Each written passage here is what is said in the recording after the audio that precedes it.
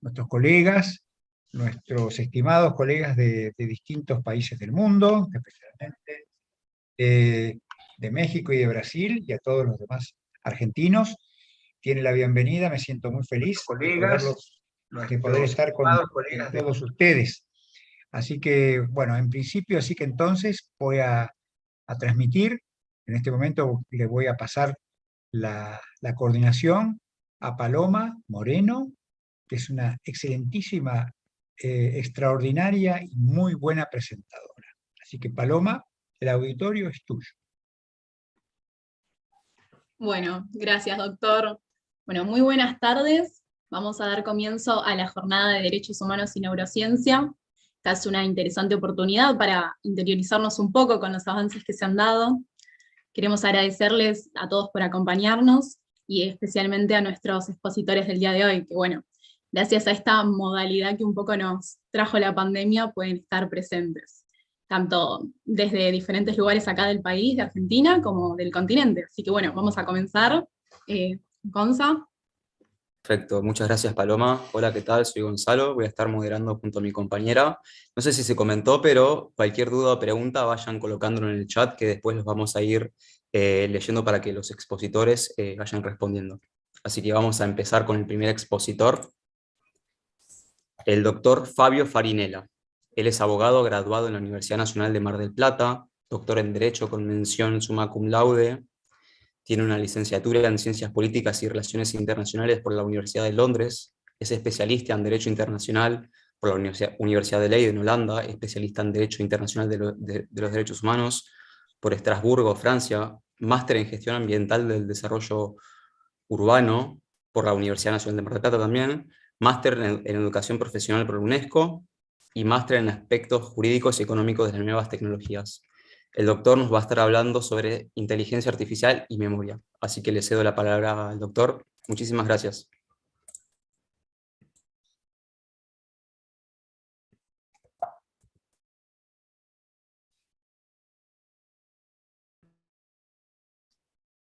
Muy amable, Gonzalo.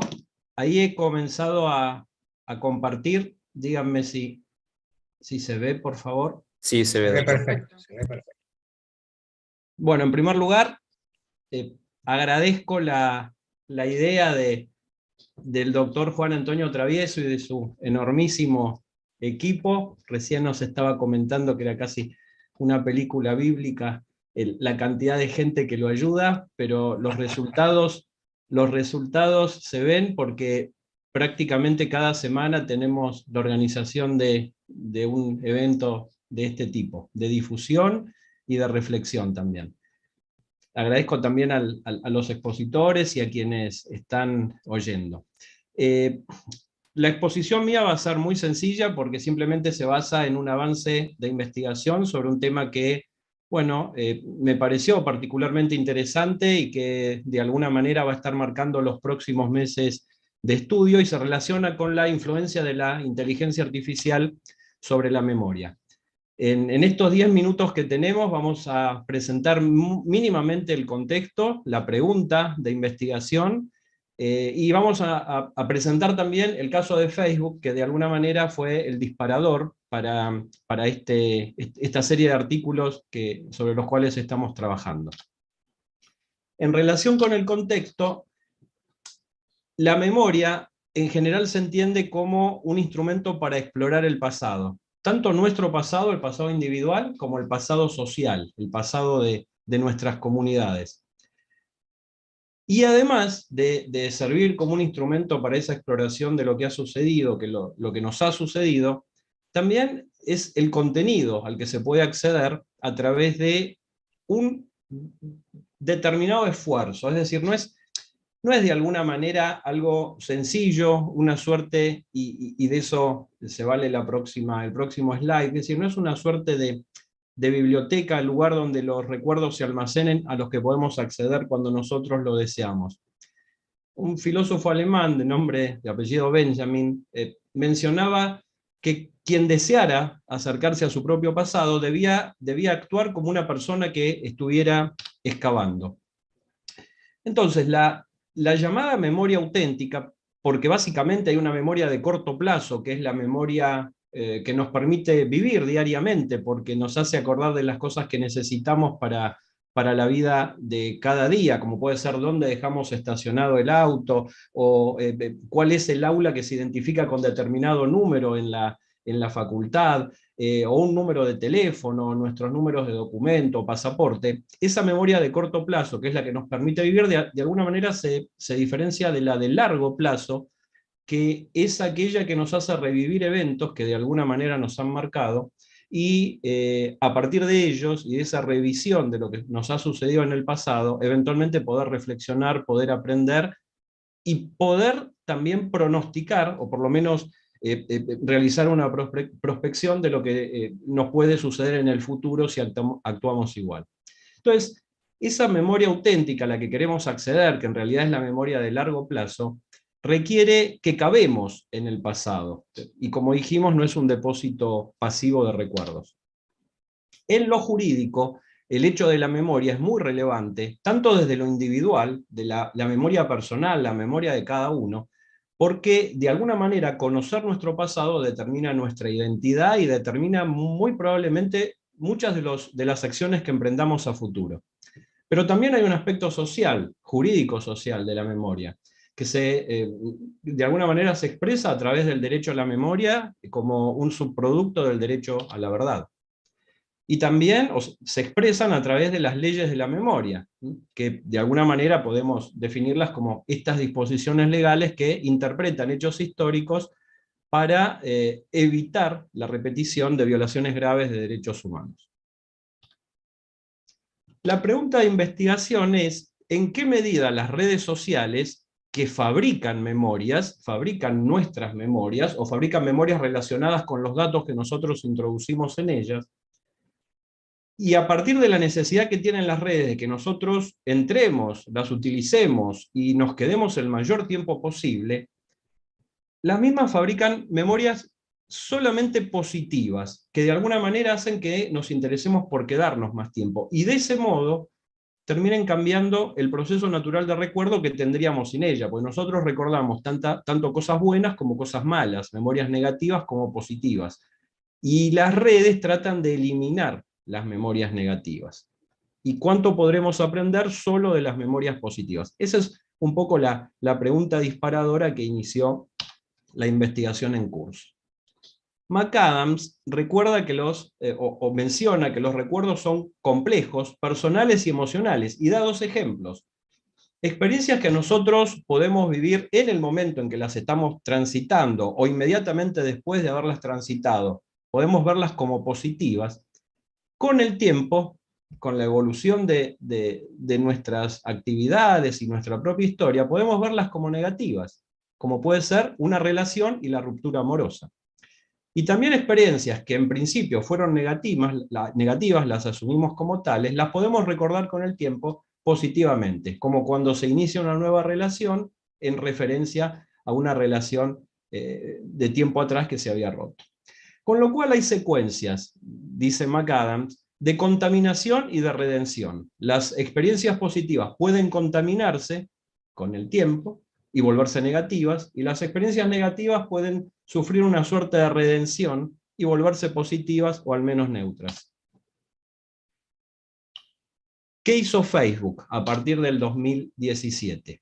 Bueno, desarrolló sistemas de clasificación en una de las funciones que tienen, que a lo mejor ustedes las conocen o no, yo la tengo anotada como que existe, pero no la utilizo, que se llama recuerdos. Esa aplicación es un producto de memoria que tiene el nombre On This Day, en este día, lo que uno hizo en este día, hoy 21 de abril, años atrás, en diferentes años. Y esta aplicación que tiene Facebook, el equipo de Facebook la pensó como una forma de ayudar a las personas a poder experimentar nuevamente, por segunda, por tercera vez, las publicaciones antiguas, sin que tuvieran que ir hacia atrás, viendo a ver qué habían hecho el año pasado o el año anterior. Facebook lo recuerda por nosotros. Para poder hacer esto, realizó durante un tiempo relevante, más de un año, una serie de investigaciones, de entrevistas con usuarios, Y ahí vieron que en principio los usuarios de Facebook, de esa red social, pero que se extiende a otras también, es decir, el uso de la memoria, les gustaba saber qué habían hecho en otros años, recordar encuentros, recordar situaciones, pero que tenían ciertos límites. Los usuarios no querían que se les recuerden cuestiones negativas o lo que valoraban en ese momento como experiencias negativas. Y tampoco querían recordar aquellas experiencias que salían de su esfera de control, como podría haber sido, no sé, una catástrofe o una muerte. La finalidad, dice este autor, Conrad, de esta nueva aplicación, es que la gente recuerde cosas que la haga disfrutar. O sea, que el tiempo, mientras recuerdan cosas, sea un tiempo de goce. Otra consecuencia de este estudio de Facebook fue que la gente quería tener algo de control sobre lo que se publicaba en relación con sus memorias. Es decir, poder decidir de alguna manera, más allá del recordatorio de la memoria, si esa memoria podía o no ser publicada o si se mantenía como un hecho nuevo, como una actividad nueva dentro de la cuenta. Y también jerarquizar las memorias. Cómo aparecía determinada memoria o si se reposteaba. Como resultado de todo este estudio, bueno, se elabora On This Day, que sigue existiendo hasta el día de hoy, y consiste en realidad en una taxonomía de temas de memoria, es decir, se agrupan los recuerdos por categorías, vacaciones, fallecimientos, por ejemplo, y de esta manera se informan a los algoritmos de clasificación de Facebook, que son los que en realidad seleccionan qué recuerdos deben resurgir, y qué cosas nosotros debemos recordar. Y de alguna manera unimos esto con la idea de que lo importante es que recordemos cosas que nos mantengan dentro de la misma red social. Por lo tanto, en esa mención de categorías, bueno, las vacaciones ciertamente van a ser una memoria recurrente y los fallecimientos van a desaparecer de nuestra vida. Como ejemplo, busqué en mi Facebook hace una horita y aquí está, On This Day. Uno cliquea aquí y me salió que hace muchos años ya, esto no es algo actual evidentemente, Boca le había ganado a Tigre. Fíjense, 2014, hace muchísimo tiempo ya. Esto me dio sentimientos encontrados, eran experiencias positivas que uno después les recuerda negativamente por la situación actual, ¿no? En los avances, ¿qué es lo que queda por hacer? Bueno, ahora estamos trabajando entre las similitudes y diferencias entre la memoria humana y la memoria artificial y la manera como las redes neuronales artificiales copian a las redes neuronales del propio ser humano, del cerebro, y de esta manera posibilitan que la Internet y la inteligencia artificial básicamente pueda producir memorias.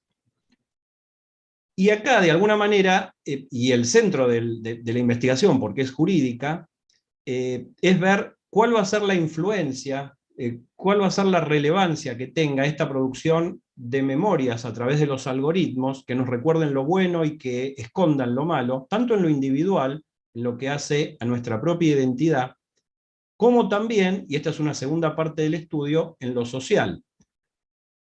Porque imaginen que si nosotros fuéramos ciudadanos chinos, por mencionar una determinada situación, ¿no? Y buscáramos en nuestro buscador Baidu, en lugar de Google, la masacre de Tiananmen, de la cual han pasado más de 30 años, se conmemoraron 31 años hace poco, bueno, no la vamos a encontrar, no existió. Entonces, ¿en qué medida también ese derecho a la verdad y el derecho a la memoria puede ser de alguna manera sesgado, particularizado, en función del trabajo de los algoritmos? Eso es todo y falta casi todo también, pero bueno, muchas gracias.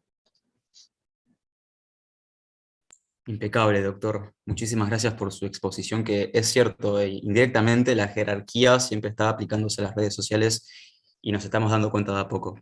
Hablando de redes sociales, quería comentarles que nosotros, a través de las cátedras Travieso, estamos brindando todo nuestro contenido de interés académico a través de nuestras redes sociales, que son en Twitter, Facebook e Instagram y además YouTube, que ahora se lo voy a estar pegando al chat.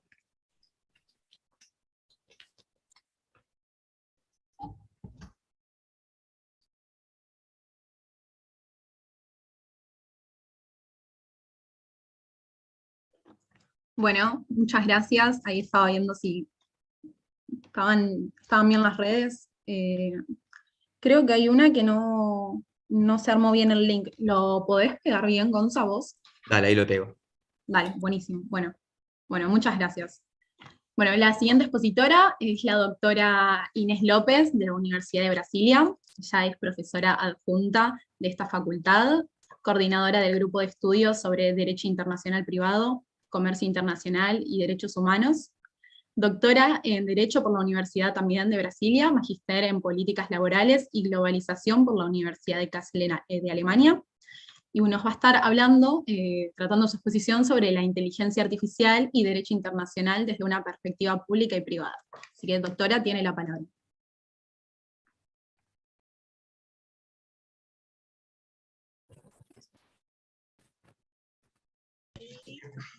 Muchísimas gracias, Paloma. Me gustaría de agradecer al profesor Juan y su equipo por toda la organización y la invitación para hacer parte de este encuentro. Cumplimento a todos los profesores y también al profesor Fabio Farinella, que intermedió este contacto, y es un placer hablar con todos vos. Me voy a compartir la presentación. Un minuto.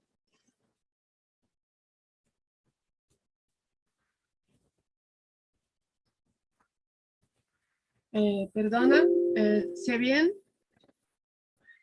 Ahí se ve bien, doctora. Gracias. En ese 10 minutos me voy a hablar sobre la inteligencia artificial y el derecho internacional desde una perspectiva pública y privada. Y es importante destacar que, un minuto, acá, un minuto, la inteligencia artificial es una tecnología disruptiva. ¿Y cuál es la implicación de esta tecnología disruptiva en lo derecho internacional?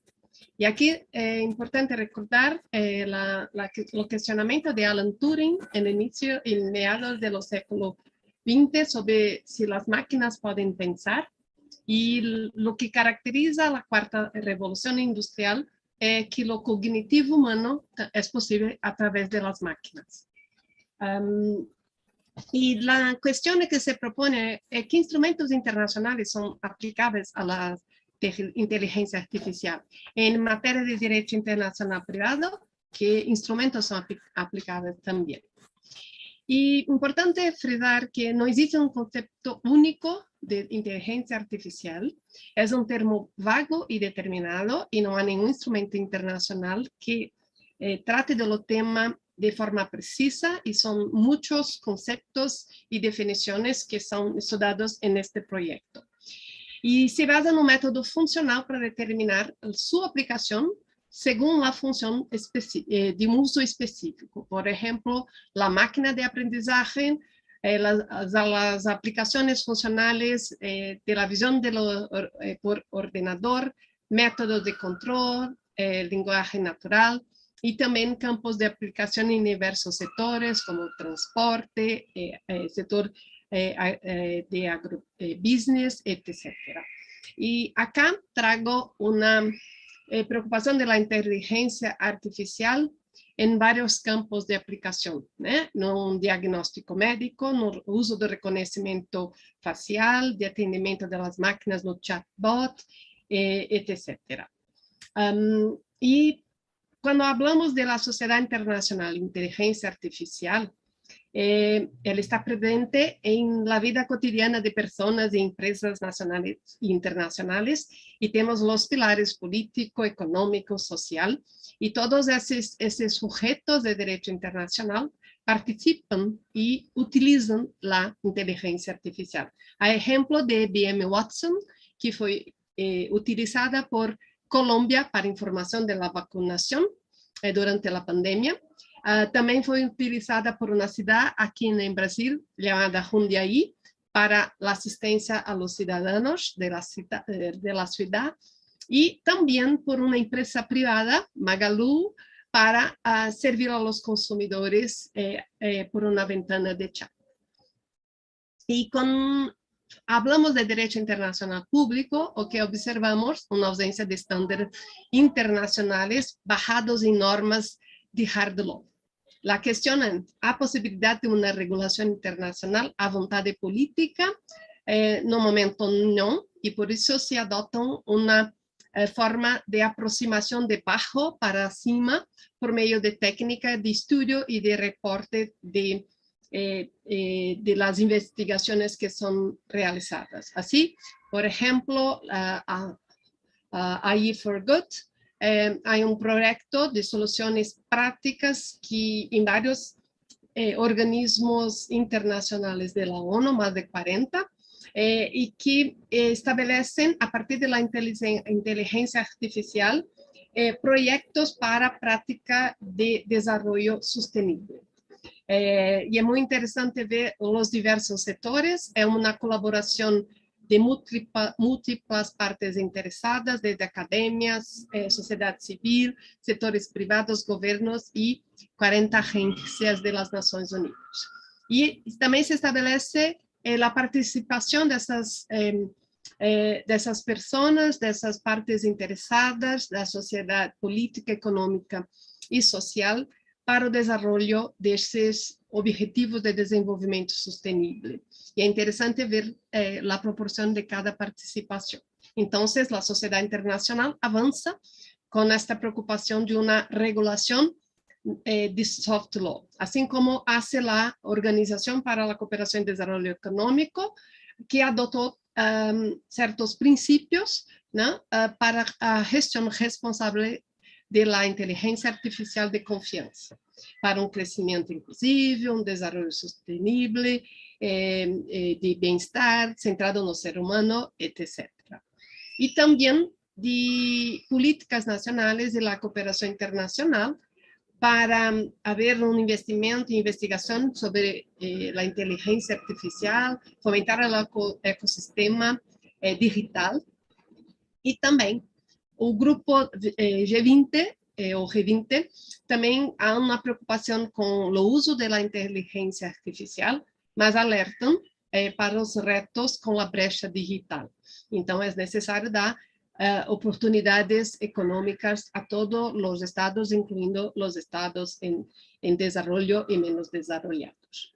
E nisso, quando vamos para um exemplo de propriedade intelectual, e aqui há uma investigación de Brasil, los mayores depositantes referente a patentes son empresas extranjeras. Y cómo van da origen de los pedidos, claro que en Brasil se aparecen muchos, pero la mayoría son de países desarrollados.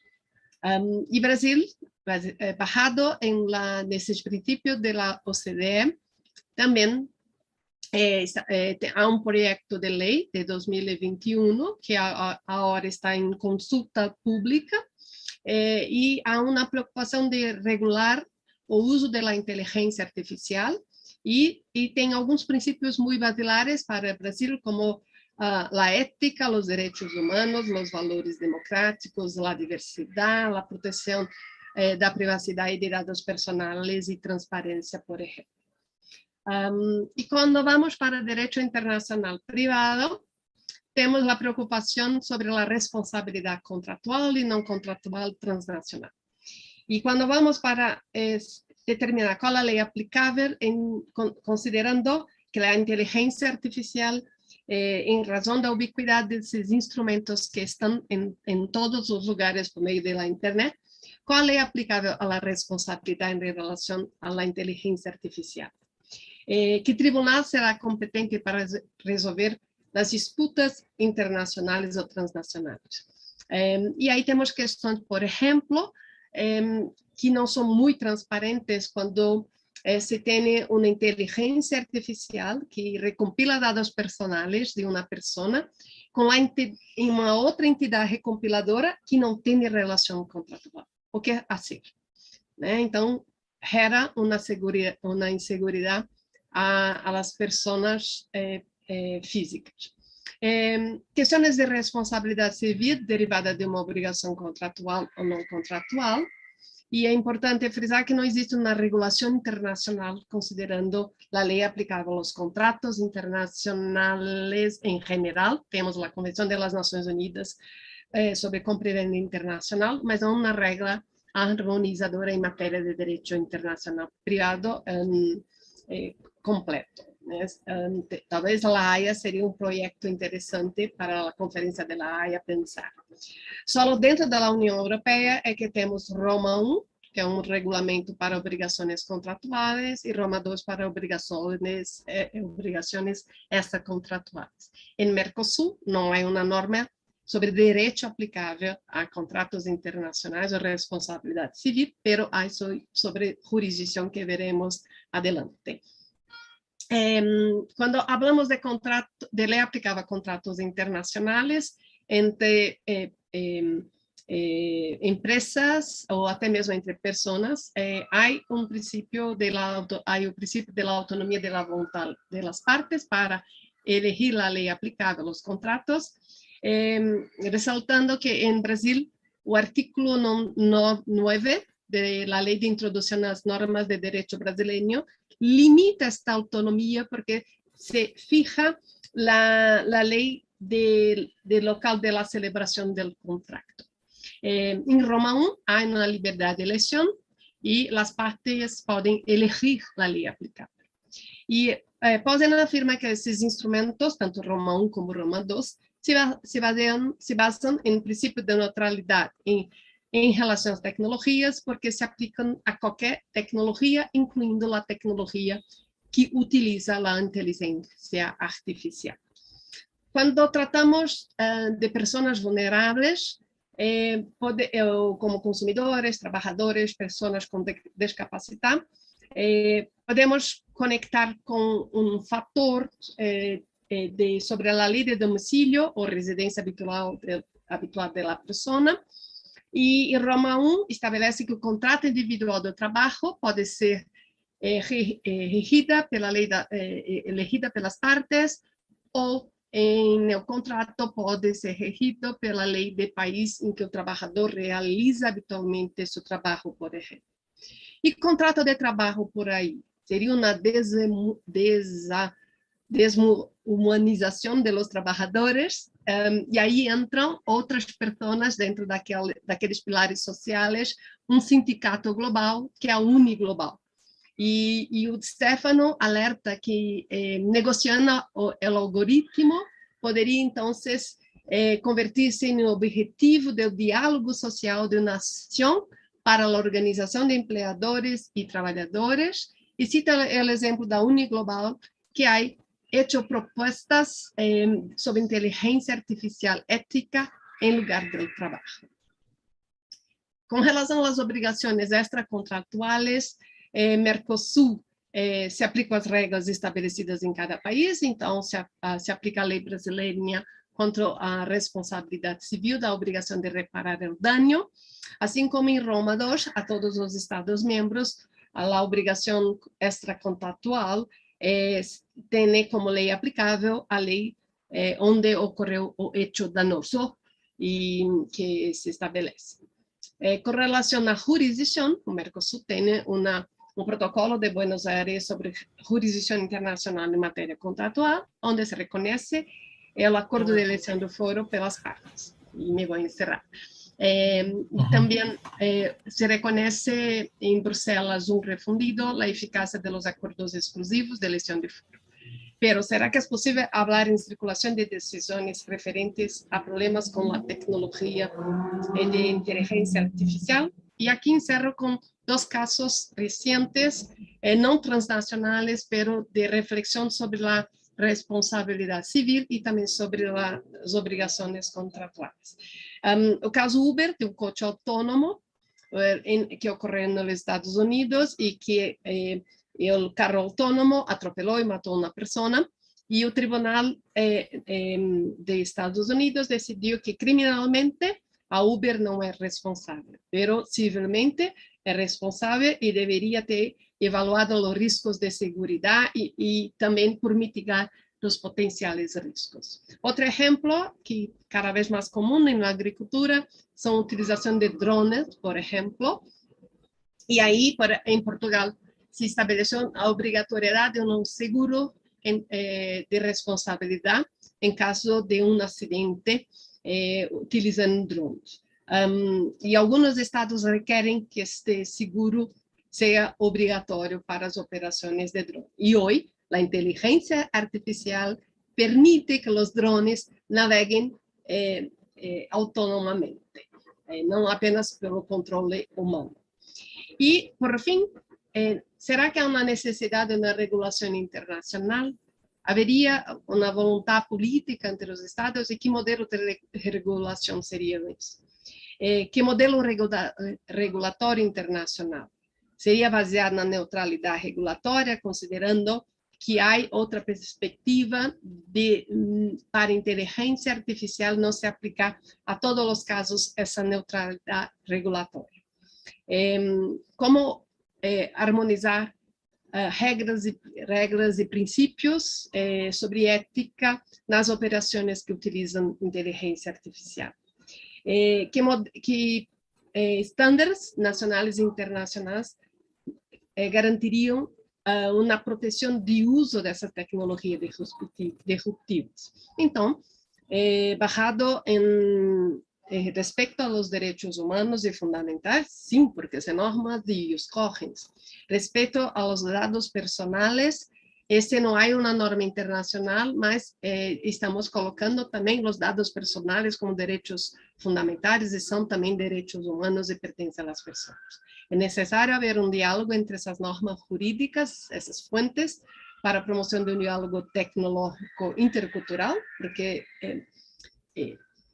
vemos los fenómenos de inteligencia artificial con diferentes ojos y utilizaremos y debemos utilizar esos instrumentos internacionales, tanto de derecho internacional público en varios campos, de OIT, de medio ambiente, de derechos humanos y también de derecho privado. Y existe también una pluralidad de leyes nacionales que no debe conflictar en todo el tiempo, mas deben establecer una armonización padrón estándar para que puedan garantizar a todas las personas derechos basilares o fundamentales. Y también tenemos padronizaciones reguladas por entes privados, por leyes privadas, por medios de código de conducta y también de una responsabilidad social corporativa, como habló el profesor Fabio, de una responsabilidad de las redes sociales, de responsabilidad de las empresas que utilizan la tecnología de la inteligencia artificial. Y con esto encerro estas reflexiones, agradeciendo mucho por esta participación y muchísimas gracias. Impecable, doctora. Muchísimas gracias y sus reflexiones son acertadísimas. Pasamos con el siguiente expositor, que es el doctor Álvarez Larrondo. Él es doctor en Derecho, profesor responsable de la Cátedra de Inteligencia Artificial, Tecnología y Derecho por la Universidad Nacional de Mar del Plata y a su vez es profesor adjunto de Derecho Asociativo. Es titular de la Cátedra de Derecho Artificial de la Universidad Abierta Interamericana y titular de Derecho del Consumidor, Universidad FASTA. Él va a estar hablando sobre la humanidad y su mudanza al metaverso y los impactos que genera. Doctor, le cedo la palabra.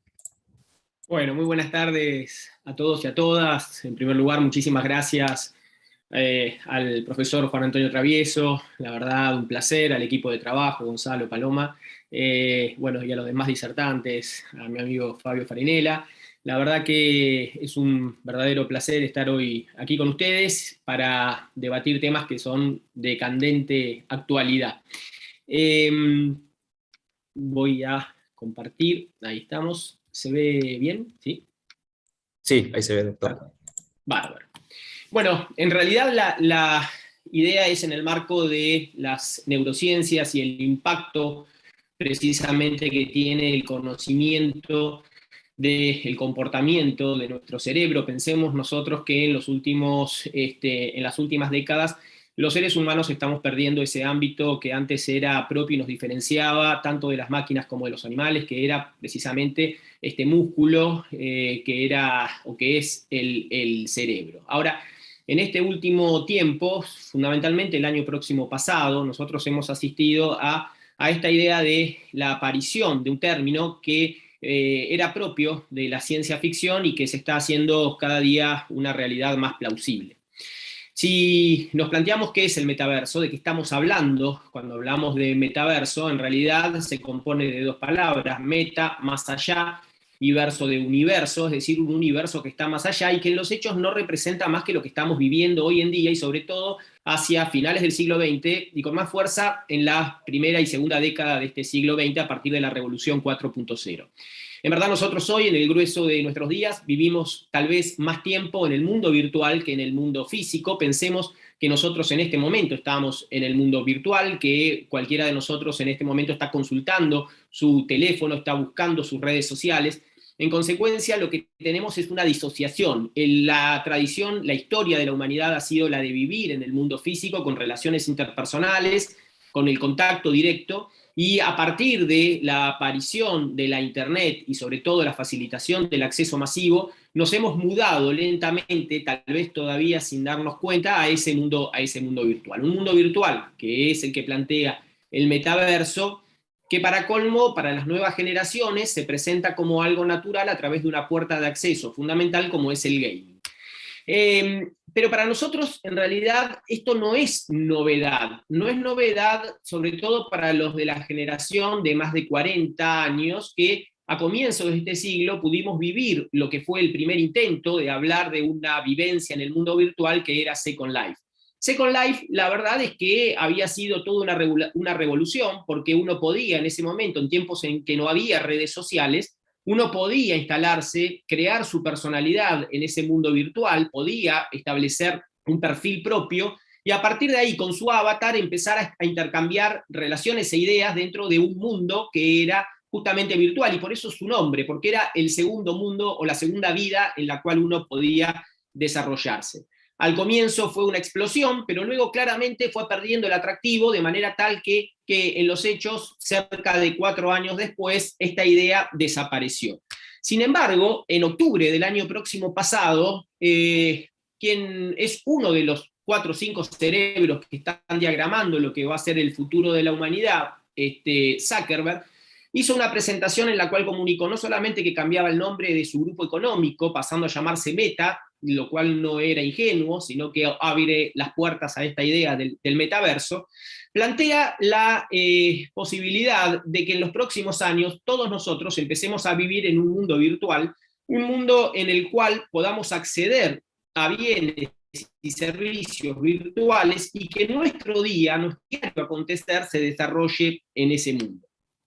¿Qué es el metaverso? En verdad no son más que entornos virtuales como los que tenemos hoy, pero con una idea inmersiva. Es decir, nosotros a través de la realidad virtual, a través del juego de rol en línea y una web 3.0, lo que vamos a hacer es empezar a vivir de manera tal de en la mañana colocarnos nuestros lentes de realidad virtual y a partir de ahí, desde la mañana hasta la noche, poder vivir en un mundo en el cual se darán las interacciones, donde tendremos propiedades, donde tendremos una vida a desarrollar. La idea es que nosotros nos vamos a vincular con ese mundo a través precisamente de estos dispositivos, que lo que nos van a hacer es pensar que estamos realmente dentro del mismo. Y ahí podremos no solamente generar nuestro avatar, sino también desarrollar toda nuestra vida, asistir a recitales, asistir a reuniones, y cada uno de nosotros, es más, esos avatar a través de lo que es el reconocimiento facial, podrá hasta imitar los gestos de nuestros rostros, y por lo tanto nos veremos representados. Cada uno de nosotros, después veremos, podrá hacerlo de la manera que considere más positivo. Y la idea es que en este campo vamos a tener una total libertad de creación, tanto para representar a nuestro avatar, sino también para representar o crear bienes servicios, productos dentro de ese mundo virtual. El título o la denominación metaverso surge de una obra del año 1992, propia sí en ese momento de la ciencia ficción, de Stephenson, en el cual se hablaba justamente del metaverso como ese camino que daba o era una circunferencia alrededor del mundo, y en el cual uno justamente con lentes podía ingresar a esa realidad virtual y por lo tanto desarrollar su vida en ese mundo. Ahora, ¿por qué es que decimos que ahora sí es posible que eso que fue el proyecto truncado de Second Life hoy pueda tener un impacto mucho más grande? Porque lo que va a permitir a partir de este momento, y ahí está el interés de las grandes empresas, es generar una nueva economía, una economía paralela a la del mundo físico, y la cual la van a manejar solamente aquellos que sean las empresas que manejen los distintos metaversos, y por consiguiente va a amplificar la actividad económica de una manera nunca antes vista. Y para eso es fundamental la aparición de los NFT, porque los NFT, los tokens no fungibles, lo que permiten es la posibilidad de convertir lo que hoy no tiene valor, como es en el hecho de jugar un juego, por ejemplo, comprar una espada, comprar un elemento, ganar, pero para hacer a su avatar más fuerte y por lo tanto ir avanzando en distintas etapas, hoy es un contrato de comodato, donde en realidad todo ese dinero lo estamos poniendo, como poníamos antes fichas en un jueguito, en una máquina, y eso se perdía. La diferencia es que a través de los NFT, ahora todo eso que nosotros vamos comprando, podemos registrarlo en la blockchain a nombre de cada uno de los titulares. Es decir, que esa espada virtual que yo compraba antes y que perdía dentro del sistema, hoy pasa a ser un bien de mi propiedad y por ende sujeto a la comercialización. Es decir, puede ser vendido, puede ser comercializado y por consiguiente, al poder ser transmitido, empieza a tener un valor económico que hace que las empresas intenten que nosotros vayamos a ese metaverso con dos finalidades. Por un lado, la de conseguir este negocio y por el otro lado, la de generar el otro negocio que está muy vinculado a lo que bien planteaba el profesor Farinella al inicio de esta exposición. Hoy, el grueso de los nuevos juegos, estos juegos en los cuales se juega para ganar, para generar ingresos, lo que uno hace es precisamente ganar tokens a partir de esos avances y por lo tanto hacer que su economía, en principio, su inversión pueda crecer, a su vez, además de poder tener la titularidad sobre esos bienes. Y las primeras marcas que nos empiezan a mostrar esto son, por ejemplo, Nike. Nike hoy día lo que hace es vender sus zapatillas en el metaverso, con las cuales vamos a vestir en su momento a nuestros avatars, y que obviamente no van a tener el valor tal vez que tiene hoy, o el precio que tiene hoy una zapatilla en el mercado, en el mundo físico, pero esa zapatilla que nosotros adquiramos, si es exclusiva, va a hacer que nuestro avatar, al igual que sucede en el mundo físico, se distinga del resto de los avatares, y por lo tanto, de esa manera pueda jugar con el mismo rol de escala social que vivimos en el mundo físico. Es decir, estamos trasladando al mundo virtual todas aquellas prácticas que son comunes de este mundo físico, generando allí un nuevo negocio, de manera tal que yo luego podré en una reventa vender mis zapatillas y de esa manera lograr el ingreso de fondos y con esas cripto o con esos tokens poder cambiarlos por otros productos o adquirir otros productos. Ahora, si esta es la idea, y si nos vamos a mudar, obviamente nos vamos a mudar ¿a dónde? Y nos vamos a mudar a lo que conocemos nosotros, que son territorios. Y en esos territorios, entonces, si nosotros podemos comprar productos, también podemos empezar a comprar terrenos. Y es así que hoy ya estamos viviendo un auge de agencias inmobiliarias que ya no solo venden en el mundo físico, sino que son inmobiliarias que empiezan a vender propiedades en ese mundo virtual. Si yo a través de los tokens no fungibles puedo ser dueño de una zapatilla, también puedo ser dueño de un espacio físico virtual.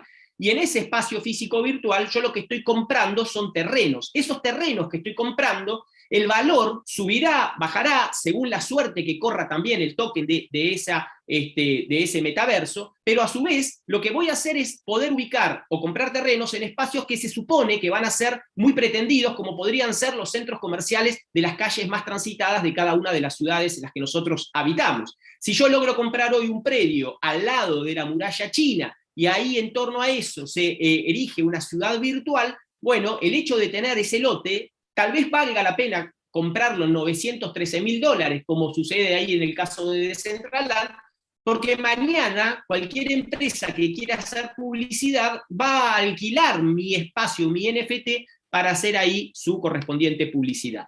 Por eso es que estamos ante un negocio en auge, y esto es lo que motiva que el metaverso comience a instalarse como una realidad que en los próximos 5 años se vuelvan algo natural. De ahí entonces es que utiliza la puerta de entrada del gaming, porque para las generaciones más jóvenes justamente es un lenguaje cultural el del gaming, y para ellos es algo natural este tipo de práctica. Por lo tanto, llevarlos a las nuevas generaciones a vivir esa vida desconectada del mundo físico es algo mucho más sencillo que hacerlo sobre las generaciones como las nuestras. Ahora, en Rusia, antes de la guerra con Ucrania, ya el regulador de telecomunicaciones empezaba a plantear los riesgos que entraña el metaverso para el mundo real, esta idea de dividir o disociar nuestra mente entre un mundo en el cual no hay límites físicos, en el cual uno puede tener, por ejemplo, todo aquello que soñó y que no alcanza dentro del mundo actual, y empiezan a darse los primeros escenarios conflictivos.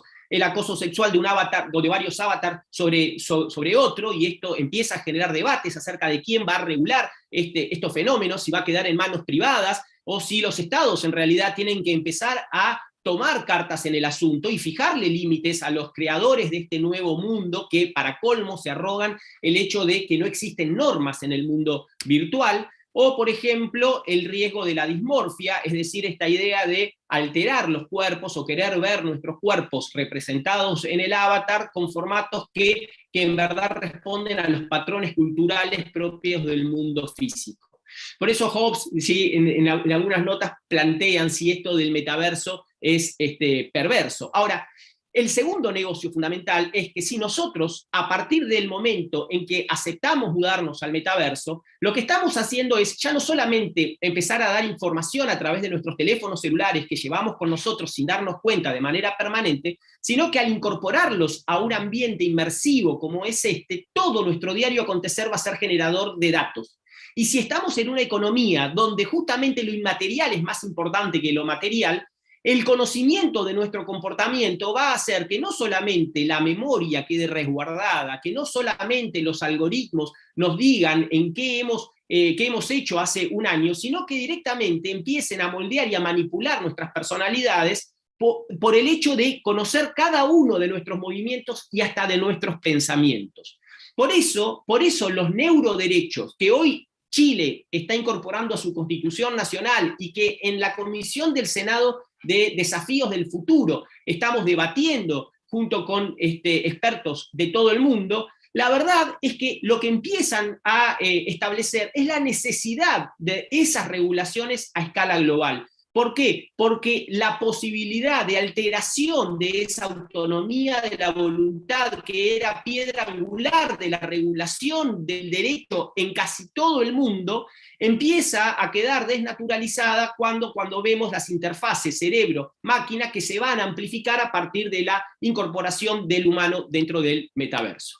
Por eso el signo de pregunta, ¿es el final? No, la verdad que esto es simplemente el principio y es la necesidad de generar debates urgentes y profundos sobre el impacto que el metaverso va a traer sobre cada uno de nosotros. Muchísimas gracias.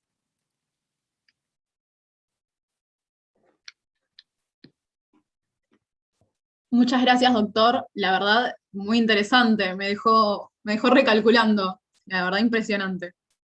Bueno, nuestra siguiente expositora es la doctora Alma de Los Ángeles Ríos Ruiz, licenciada, maestra y doctora en Derecho con mención honorífica por la Facultad de Derecho de la Universidad Nacional Autónoma de México. Cuenta con estudios de especialidad en Derecho Constitucional y Administrativo. Actualmente es profesora de tiempo completo, titular de la Facultad de Derecho también en la UNAM. Las materias que imparte son Sistemas Jurídicos Contemporáneos y Régimen Jurídico de Comercio Exterior. Es investigadora del Sistema Nacional de Investigadores y evaluadora acreditada por el Consejo Nacional de Ciencia y Tecnología.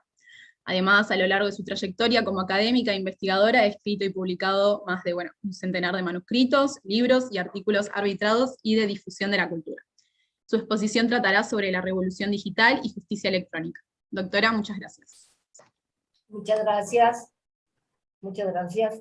Pues buenas tardes tengan todos y todas ustedes. Me complace poder saludarles en el marco de este seminario sobre neurociencia y derecho, en el que pues compartiré el uso de la voz con distinguidas y distinguidos colegas que nos han nutrido, porque ya los escuché con sus disertaciones, este espacio de reflexión académica. Envío un fuerte abrazo virtual a mi gran amigo el doctor Fabio Farinella, quien me invitó a participar, como Daniel López de Brasilia, Federico Álvarez Lagondo de Argentina, creo que Juan Corbalán se encuentra, y Juan Antonio Travieso, quienes ya también tuvimos el gusto de estar juntos en otro evento académico.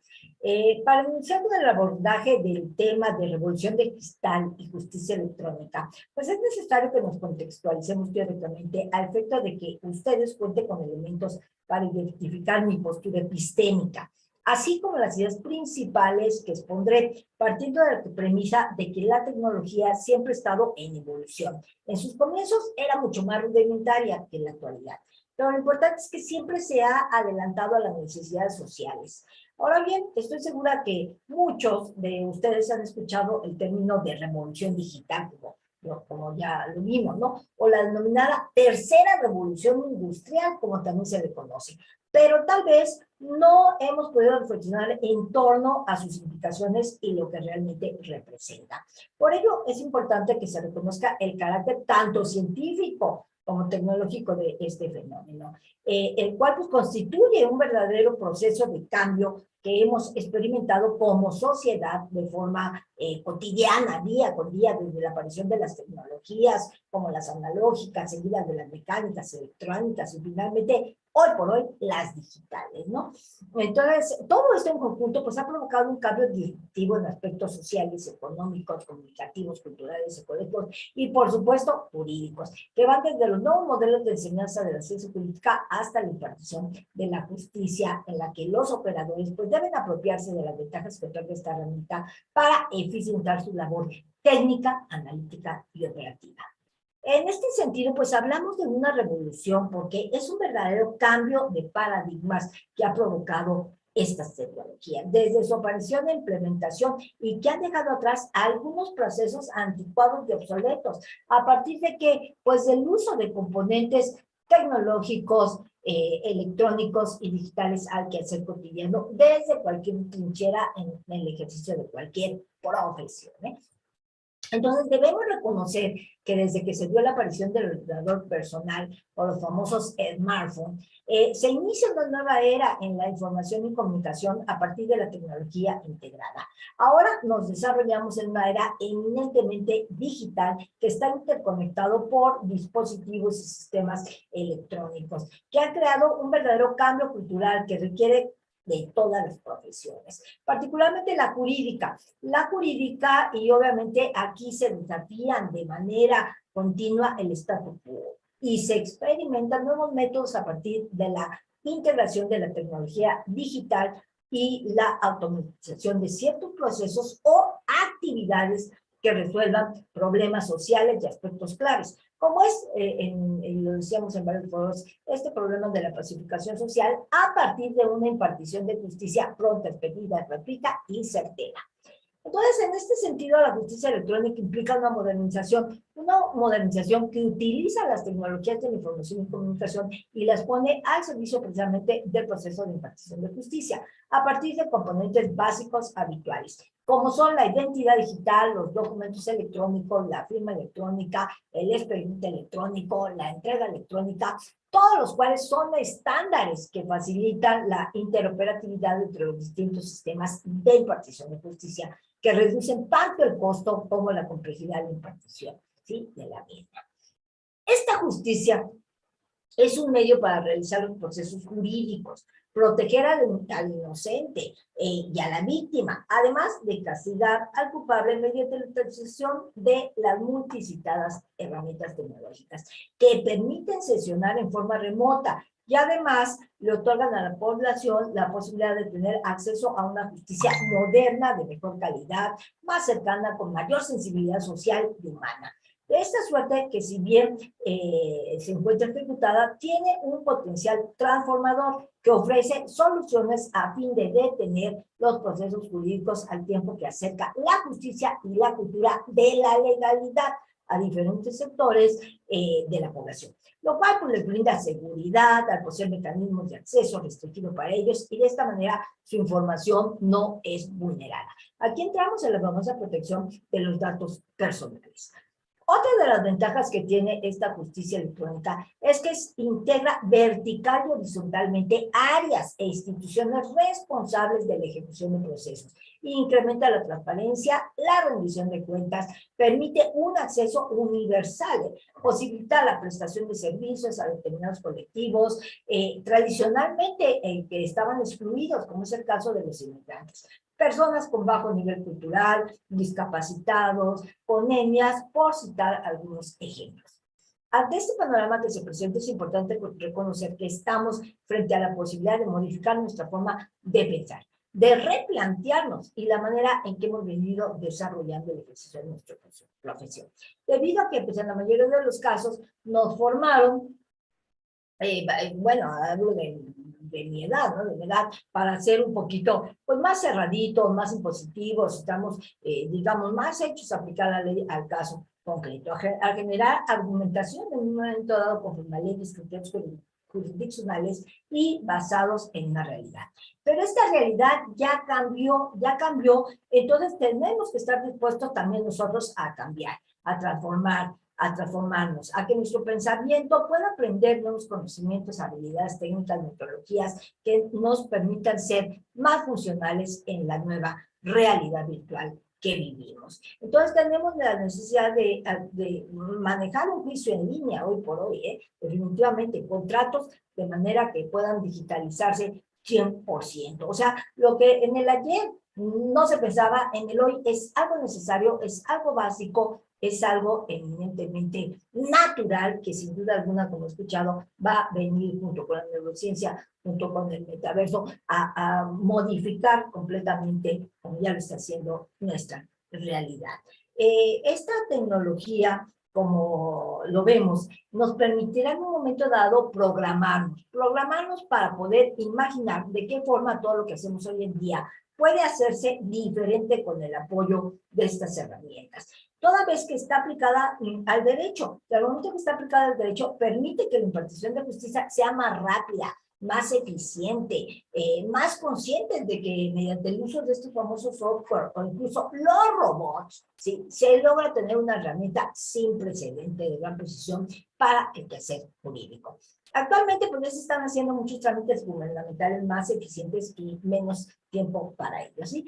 Por ejemplo, en la próxima década, a mí me queda claro, las máquinas y los abogados trabajaremos juntos, trabajaremos de la mano y el sistema legal tendrá la capacidad de resolver problemas de una manera nueva, más veloz y más eficiente. Sin embargo, lo cierto es que esta implementación de la justicia digital en mi país, México, cobra gran relevancia debido a los impactos ocasionados por la pandemia de COVID-19.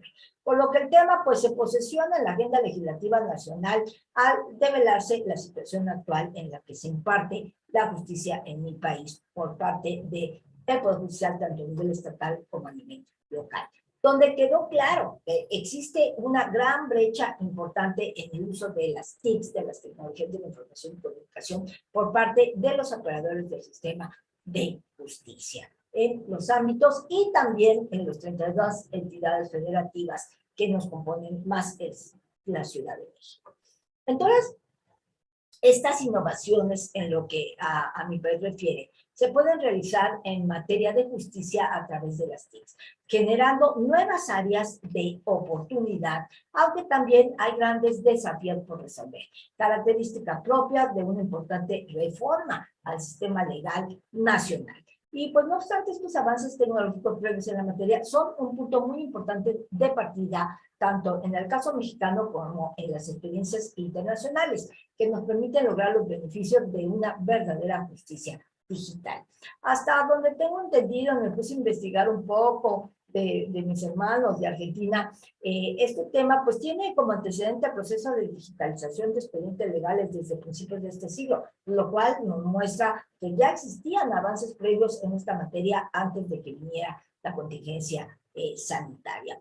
También, como me gusta mucho el derecho comparado, y también he investigado que en Chile esta nación andina pues entró a debate como consecuencia de estos efectos y también buscó actualizarse. Colombia, igual, su Poder Judicial tiene procesos para el cumplimiento de las leyes mediante el uso de las tecnologías de la información y actualmente está trabajando en un plan que permite generar este cambio mediante 5 ejes principales. ¿Cuáles son? Pues implementar el modelo de expediente electrónico, la justicia en red, mejorar la gestión de la información, encauzar las fuerzas de cambio, usar las TIC para la formación judicial y ciudadana. Es decir, pues se realiza un proyecto que eventualmente permita la operación del sistema de justicia vía digital. En España, pues en España también vimos que se presentó un proceso de transformación digital de la justicia, mediante la aplicación de un portal electrónico denominado Lexnet, operado por la Administración de Justicia, que genera información de los diversos órganos judiciales y los abogados, con beneficios tales como el intercambio seguro de información, el uso de firma electrónica reconocida, el acceso vía web, el funcionamiento 24/7, el ahorro definitivamente del papel e inmediatez en las comunicaciones, entre otros muchos beneficios que podemos citar. Perú ha presentado avances también ante la pandemia, como es el expediente judicial electrónico, lo cual también les da ventajas como materializar la interoperatividad de la administración de justicia, coadyuvar un mejor control y disposición de la información. La agilización del proceso, fortalecer una cultura de transparencia acerca de la administración de justicia a la ciudadanía en general. Bueno, pues con este verbo ejercicio de derecho comparado, pues quiero indicar que aunque hay diferentes grados de avance entre los países, lo cierto es que se requiere un mayor acceso a las tecnologías de la información por parte de la población. Además, tenemos que contar con el derecho humano al Internet, que ya está ubicado en ese nivel como un derecho fundamental que necesitamos los seres humanos. Y tener una mayor cultura en temas jurídicos para que estas propuestas sean funcionales. Para finalizar mi intención y a manera de conclusión, pues quiero decirles que aunque pareciera que todo lo anterior podría resultar complicado, incierto y muy difícil, pues considero que ello constituye un parteaguas para el tránsito hacia una nueva era, en la que nuestra profesión indiscutiblemente se verá favorecida y sobre todo en la que nosotros también contaremos no solo con estos medios virtuales, sino con el gran apoyo que nos va a brindar en su momento y nos está brindando la inteligencia artificial. Pues ya para concluir, dejo ahí mis datos de contacto. Muchas gracias por su atención. Dejo también aquí el canal de YouTube, en donde tenemos también cerca de 900 suscriptores y que esperamos contar con su presencia. Muchas gracias. Impecable, doctora. Muchísimas gracias por su charla y es cierto que el tema de la pandemia incrementó la necesidad de adaptarse a los mecanismos virtuales que hoy en día usamos. Vamos a pasar con el siguiente expositor, el doctor Juan Gustavo Corbalán. Es abogado por la Universidad de Buenos Aires, profesor adjunto de Derecho Administrativo, doctor en Ciencias Jurídicas por la Universidad de Salvador, posgraduado en Derecho Administrativo y Administración Pública por la Universidad de Salamanca, es especialista en Derecho Tributario por la Universidad de Austral, es cofundador y director del Laboratorio de Innovación e Inteligencia Artificial, co-creador de Prometea, el primer sistema de inteligencia artificial predictivo en aplicación en la justicia hispanoamericana, co-creador de Pretoria, el primer sistema de inteligencia artificial predictivo, ganador del Premio de Mejor Herramienta de Justicia 2020. A su vez es autor de 8 libros, 4 de ellos referidos a inteligencia artificial, publicados en Brasil, Francia e Italia. Se ha desempeñado como director de Asuntos Jurídicos del Ministerio de Salud de la Ciudad Autónoma de Buenos Aires. A su vez fue juez a cargo del Juzgado en lo Contencioso Administrativo y Tributario de la Ciudad de Buenos Aires, número 19, y actualmente es fiscal general adjunto en lo Contencioso Administrativo y Tributario de la Ciudad.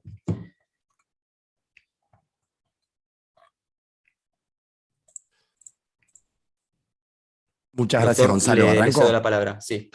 Gracias. Bueno, hola a todos y a todas. Gracias, Juan Antonio, por estar ahí, por invitación, por este evento. Fede, gran amigo. Hola, Alma, ¿cómo estás?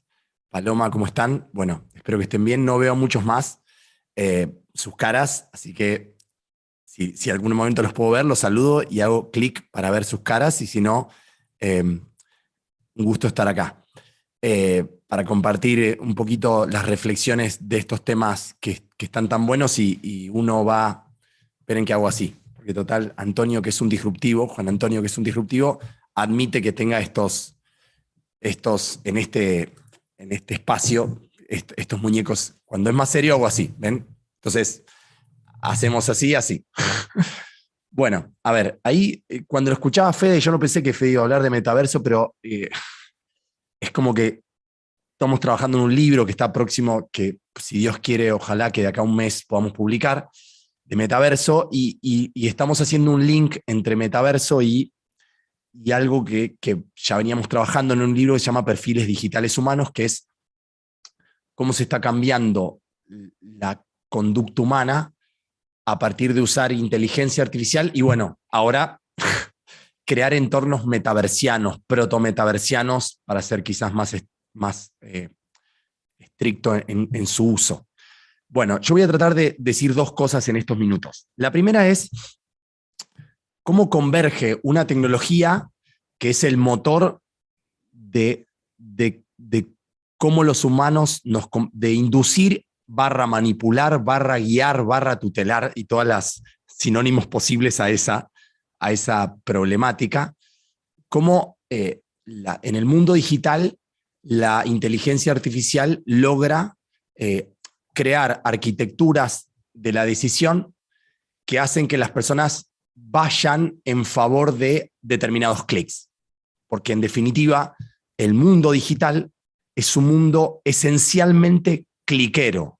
Son clics los que determinan lo que nosotros hacemos y en menor medida nuestra voz cuando hay agentes conversacionales, bots u otras tecnologías de la comunicación en relación a la interpretación de nuestra voz y la emulación de voz. Ese es lo primero. Y lo segundo es ese ecosistema de inducción, guía, manipulación, etcétera, que rige hoy el mundo digital. Cuanto más sofisticada es la plataforma, más sofisticada es la inducción, ¿sí? O la manipulación, o la tutela, entre comillas tutela, eso se cruza con un supraconcepto en el que convergen todas las tecnologías disruptivas que son el faro de la cuarta o quinta, según los japoneses la sexta, pero bueno, si apenas podemos con la cuarta revolución industrial, y la empezamos a nombrar hace 5 años, no vamos a meter una revolución industrial en 5 años más. O sea, la verdad que no me parece muy metodológico ir poniendo una revolución industrial cada 5 o 10 años. ¿Sí? Estaría bueno que una revolución industrial dure más o menos, al menos 20, 30, porque si no es como, no se sabe qué es lo que caracteriza y ni siquiera impactó la cuarta revolución industrial. Entonces es como que es difícil, obviamente, esa problemática. Bueno, en estos dos conceptos, empiezo por un ejemplo del metaverso, porque me parece que el ejemplo del metaverso nos va a permitir, va a ser un gran ejemplo para que podamos reflexionar sobre cómo la IA y el metaverso, y con eso voy a terminar porque es muy minimalista mi aproximación en esta charla, cómo se están generando las condiciones adecuadas que quizás en 10, 15, 20 el metaverso va a requerir muchísima inversión tecnológica y económica, pero muchísima a otro nivel. Ni siquiera es como la IA o como blockchain. El metaverso, los metaversos robustos van a requerir mucha conectividad, mucha infraestructura, mucha plata. ¿Sí? Yo los asimilo a los autos autónomos o a los robots. Autos autónomos hace un montón de tiempo. Que en Latinoamérica anden de manera robusta, pueden faltar 30 años. ¿Sí? Pueden pasar 10, 15, 20 o 30 o 40. Porque no depende de la tecnología en sí del auto autónomo, depende de todo el ecosistema que el auto autónomo requiere para que se despliegue. Entonces hay que tener cuidado con el metaverso, porque no solo que no es una tecnología en sí, sino que las proyecciones que vamos a hacer de lo que de verdad va a ser un metaverso, yo las veo más lejanas que cercanas en Latinoamérica. En Latinoamérica. Bueno, pero eso es materia de harina de otro costal. Se me está viendo compartir pantalla, ¿no? ¿Sí? Buenísimo.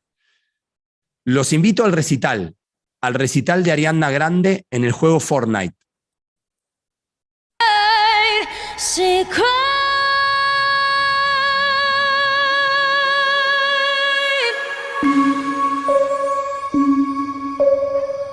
Voy a poner stop. Esta persona, hagan de cuenta que es el avatar de cualquiera de ustedes que está en este Zoom.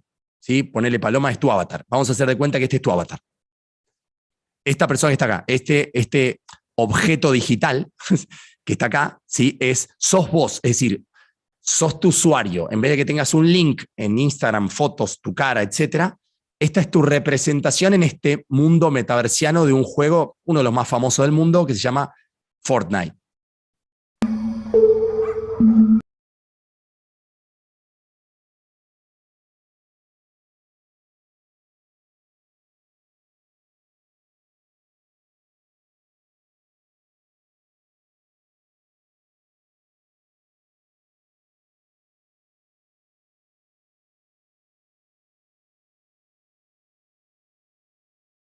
Voy a ir frenando.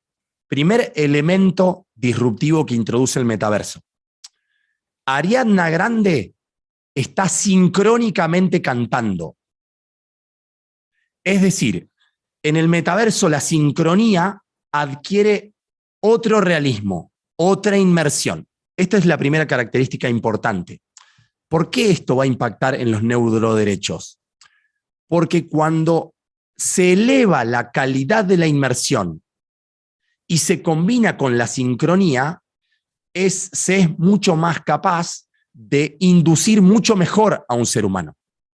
Es decir, el ecosistema en el que convive este avatar, que está escuchando un recital, que está pasando en ese momento, es decir, el avatar está presencialmente ahí, en vez de que sea simplemente un video de YouTube, en donde hay un muñequito de Ariana Grande sincrónico, la persona empieza a transcurrir, a interactuar con ese mundo de una manera sincrónica, enriquecida. Esas son las dos palabras que para mí son claves, porque muchísimas cosas que no son metaversos, que hoy vivimos en el mundo digital, muchas veces son asincrónicas y tienen un nivel de enriquecimiento en materia de experiencia mucho más bajo, ¿sí?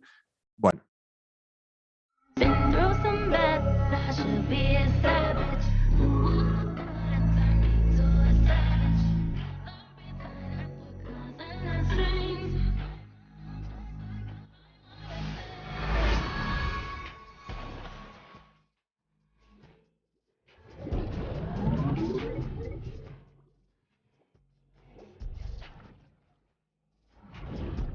Bueno, ¿qué otra característica que sea? ¿Por qué estoy enumerando características? Porque esas son las que vamos a tener que pensar en cómo va a impactar en nuestra forma de entender el mundo, en nuestra forma de consumir, en nuestra forma de celebrar contratos, etcétera, etcétera. Estos otros avatars que están acá son personas reales que pueden estar en cualquier parte del mundo, ¿sí? Y quizás, estoy poniendo un ejemplo concreto, entre esta y esta persona, en el recital de Ariana Grande, podemos celebrar un contrato.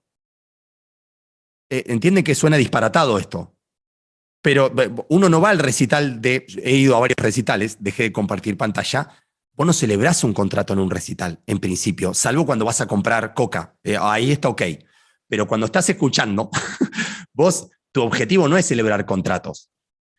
Fortnite, cuando te hace entrar en esa experiencia metaversiana, fíjense cómo cambia el paradigma de consumo y de experiencia. Primero, jugás para ir al recital, no esperás a Ariana Grande. Es decir, cambiás espera por juego. ¿Sí? Eso es algo que el metaverso va a exponenciar. Por eso los autos autónomos están invirtiendo muchísimo dinero ¿en qué? No solo en que el auto ande, en lo que va a hacer la persona dentro del auto, porque es todo tiempo que antes se ganó ¿a quién se ganó? Se ganó la conducción, se ganó a la atención de la persona. La persona antes tenía que atender al tráfico, que atender al auto. Ahora ya no atiende al auto, como en el capítulo Homero Simpson, en una de las últimas series, que lo lleva un auto autónomo. Entonces, en un auto autónomo se va a dar como en un recital, se va a dar un nivel de perfilamiento humano como nunca antes en la historia. Coincidiendo con lo que dice Fede, para ir en esa línea, que es, Si ya hoy mi pantalla de YouTube es una pantalla que cambia dramáticamente cuando yo me logueo como usuario frente a otro ser humano, es decir, el mundo en YouTube, nuestro mundo en YouTube, no es el mismo que para Gonzalo, que para Fabio o que para mí. No, bajo ningún punto de vista. Es más, probablemente, Gonzalo, mi pantalla de YouTube inicial no tenga nada que ver a la tuya, y al no tener nada que ver a la tuya, probablemente lo que yo vea en YouTube quizás nunca se cruce, no lo sabemos, con lo que vos ves. Salvo que converjamos en intereses concretos como este que nos convoca Juan Antonio, y que ahí sí converjamos. Pero, entonces, los metaversos yo creo que van a amplificar exponencialmente a otra. Yo creo que es casi imposible imaginar. Es muy difícil de imaginarlo. Es tan disruptivo que es tan difícil. Porque si imagínense, hoy ya tengo un océano de información que YouTube me está moldeando para que yo vea cosas o no vea. Imagínense miles de metaversos, por supuesto algunos van a ser muchos más robustos, más tecnológicos, en donde van a mapear ya no solo nuestros clics, y acá viene el punto de convergencia entre la IA y el metaverso. La IA es la tecnología que permite decirle a YouTube, ve este video, porque este es el que te va a gustar. Esa es la IA. ¿Cómo llega a hacer eso? Me gustas, clics, scrolls, ¿sí? Voy scrolleando, ¿sí? Movimientos de pantalla. Si tenés reconocimiento facial, bueno, reconocimiento facial, ¿sí? Si tenés inteligencia artificial visual, va a ver dónde van tus ojos. Eso ya se está usando un montón. ¿A dónde van los ojos? Nosotros tenemos una empresa IA que llevamos al posgrado que tiene una tecnología que se ocupa solo de eso, es decir, analiza un video, una publicidad y ve dónde tus ojos pusieron más atención. Después, si quieren, para los que les interese este tema, les puedo contactar con la empresa porque es una locura lo que están haciendo y la tasa de acierto que tienen, porque le están diciendo a L'Oreal, esto no lo saques, la gente no lo mira. Porque ellos lo llaman ir a un nivel de corteza, de percepción, que ni siquiera el propio humano es consciente de eso. Ya no es tus clics de lo que no son conscientes, ya es lo que tu corteza visual alcanza a ver y que de manera casi involuntaria vos decidís ver o no ver. Entonces, imagínense, las tecnologías inmersivas, se llaman, van a venir por el lado de conectar dispositivos al cuerpo, de la realidad aumentada o la realidad virtual, es decir, que nuestros datos biométricos formen parte inescindible del metaverso, es decir, ya no es los datos personales, clics, me gustas, compartir pantalla, etc. Y ahora es datos biométricos. Juan, ¿cómo se mueve? Cuando Ariadna canta, ¿cuántas pulsaciones? Entonces quiere decir que cuando Ariadna cantó esta nota, quiere decir que acá es donde deberíamos ofrecer tal bebida. Porque como las pulsaciones de las personas se aceleraron, ya tenemos una IA que nos dijo que ese nivel de pulsaciones podrían llegar a aumentar las ventas en un 80%. Y así vamos ejercitando la IA y el metaverso. Con esto termino. Lo que nos espera es tan pero tan disruptivo, tan pero tan disruptivo, que hay que agradecer, en mi opinión, que va a ir más lento de lo pensado. Digamos, es como va a pasar con los autos autónomos. Hoy en día, Fede, que hace un montón de años que estamos trabajando con temas de IA, Juan Antonio, cuando hablábamos allá, parece la prehistoria, 5 o 6 años de esto es como la prehistoria. Y cuando hablábamos de estos temas, hoy en día existen normas de autos autónomos, ¿viste? En el tratado las mapeamos, es decir, hoy en día, si viene un lote de autos autónomos, ya al menos tenemos, no sé, todas estas normas, más todos estos problemas, más todos estos desafíos. Lo bueno de empezar a pensar esto, de lo que hicimos también, participamos ahí con Fede en Chile y de otros espacios, es que vamos a poder, de alguna forma, yo no diría anticiparnos, el derecho nunca se va a anticipar en principio a los fenómenos tecnológicos, pero sí a pensar un poco más lo que no pasó con la IA, en términos generales, ni lo que pasó con Internet. Internet nos pasó por arriba. Lo mismo que las redes sociales o las plataformas digitales, lo que se llama la web 2.0. Pero la web 3.0 y o el metaverso, yo creo que nos van a dar un espacio para que podamos pensarlo mejor. Y creo yo que el prototipo para ejercitar cómo proteger derechos en futuros metaversos, yo creo que tiene que ver con el perfilado que nos hacen en YouTube y en las redes sociales. Yo creo que ahí, que eso también es un área de los neuroderechos, ¿sí? Yo creo que ahí hay que empezar a hacer pruebas concretas que sirvan de pauta de derechos o de reglas que deberían aplicarse a los metaversos que están empezando a surgir y que obviamente van a volver mucho más exponencial, ¿sí?, el impacto sobre la forma en que nuestro cerebro toma decisiones. Muchas gracias por escucharme. Muchas gracias, doctor. La verdad me resulta impresionante y la verdad muy buena manera también de explicarlo, más para tal vez la gente que no estamos tan familiarizados con el tema. La verdad lo entendí bastante dentro de todo. La verdad, excelente. Bueno. La palabra dentro de todo, Paloma, encierra la clave de la historia. Gracias. Excelente, la verdad sí, perfecto. Bueno, terminamos entonces con nuestro último expositor, el doctor Juan Antonio Travieso, el organizador de esta jornada. Él es abogado, doctor en Derecho y Ciencias Sociales de la Universidad de Buenos Aires, catedrático titular de las materias de Derecho Internacional Público y Derechos Humanos y Garantías, también en la UBA, autor de 15 libros y gran número de trabajos científicos, investigador catalogado con la máxima jerarquía de científica, galardonado con premios nacionales e internacionales, ha sido presidente de la Comisión de Derechos Humanos de la Ciudad de Buenos Aires, jefe de gabinete de la Secretaría de Justicia y del gabinete de Ministro de Justicia y Derechos Humanos, fue presidente del Instituto Internacional de Derechos Humanos, entre, muchos otros cargos. Y como todo, doctor, tiene la palabra. Bueno, muchas gracias Paloma, gracias a los coordinadores, gracias a las presentaciones tan extraordinarias que he escuchado y que realmente nos ubican dentro de otro siglo, o sea, como si estuviéramos sobre una máquina que no podemos parar, porque sin dudas estamos viviendo una época de cambios inusitados y estamos inmersos en una realidad que nos desborda.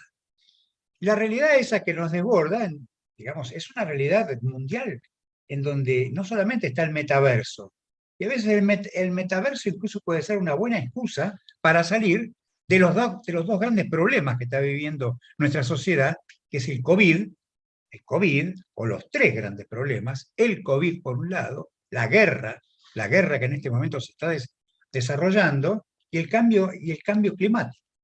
Pero realmente, más allá de todos estos temas, porque yo creo que todas las exposiciones nos han motivado para poder actuar de manera muy disruptiva, pero realmente vamos a ir al principio de todo. O sea, no voy a referirme no en forma directa al metaverso, sino que voy a referirme al principio de todo. Les voy a presentar al primer actor de este drama. ¿Saben quién es? El cerebro. Precisamente el cerebro, nuestro cerebro, el lóbulo frontal, es uno de los 4 lóbulos de la corteza cerebral y que es la región, como lo dijo recién Juan, el doctor Corbalán, es una región grande que está situada en la parte delantera del cerebro, justo detrás de la frente. Es el responsable de los procesos cognitivos complejos, de las llamadas funciones ejecutivas.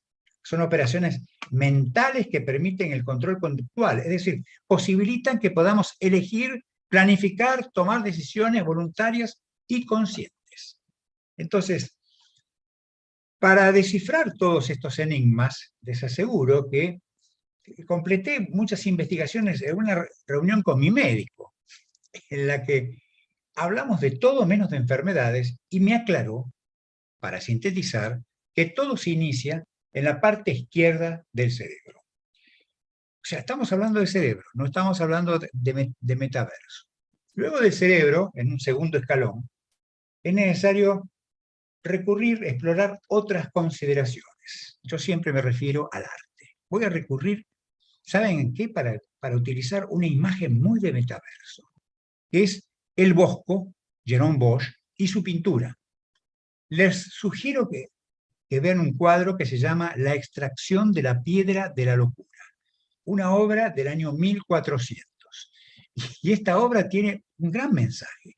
El cuadro está en el Prado, y en ella el cirujano opera al paciente y le abre la cabeza de la que sale una flor. La historia dice que es un tulipán, pero se trata de un nenúfar, porque los tulipanes recién aparecieron en Holanda con posterioridad a esa pintura. Y el mensaje es apropiado, y hay un texto que traducido dice: maestro, extráigame la piedra, mi nombre es fulano de tal.